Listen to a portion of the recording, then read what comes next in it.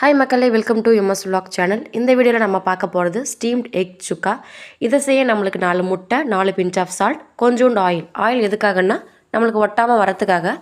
என்கிட்ட கடை முட்டை இல்லை, நான் அதனால் பால்வாடி முட்டை யூஸ் பண்ணிக்கிறேன். உங்கள்கிட்ட எது இருக்கோ அதை நீங்கள் யூஸ் பண்ணிக்கோங்க.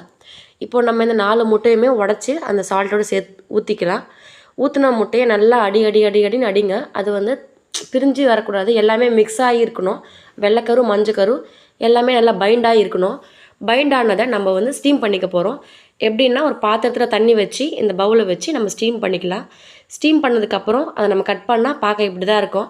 அந்த கரண்டி வச்சு கலர்றது வேறு யாரும் இல்லை, என்னோடய பாப்பா தான்.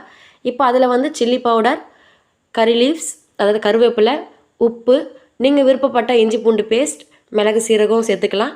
இல்லாட்டி கரம் மசாலா, சிக்கன் மசாலா உங்கள் விருப்பத்துக்கு ஏற்றா போல் உங்களுக்கு எந்த ஃப்ளேவர் பிடிக்குமோ நீங்கள் அப்படி சேர்த்துக்கலாம். இதை ஆயிலில் போட்டு ஃப்ரை பண்ணி எடுத்திங்கன்னா நல்லா ஸ்பாஞ்சியான பன்னீர் போல் உங்களுக்கு எக் சுக்கா ரெடி ஆகிடும்.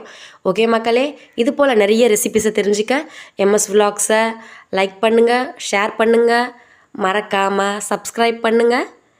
ஓகே மக்களே, பாய், கீப் சப்போர்ட்டிங்.